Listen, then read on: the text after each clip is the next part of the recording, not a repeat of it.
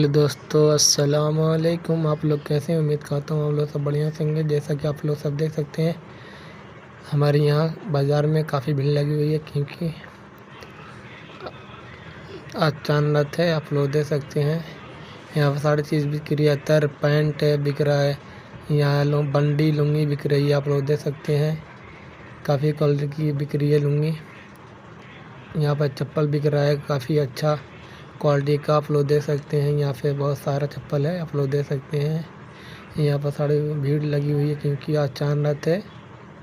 30 रोज़ा मुकम्मल हो चुका है। हम लोग आए हैं बाज़ार टहलने के लिए। आप लोग देख सकते हैं काफ़ी भीड़ लगी हुई है। आप लोग मुझे ज़्यादा सपोर्ट करें। ये हमारे बाज़ार की वीडियो है, खैराबाद। आप लोग देख सकते हैं यहाँ खिलौना बिक रहा है। आप लोग देख सकते हैं बच्चों के लिए। आप लोग देख सकते हैं, मुझे फॉलो कर लेना जाते जाते। अस्सलाम वालेकुम।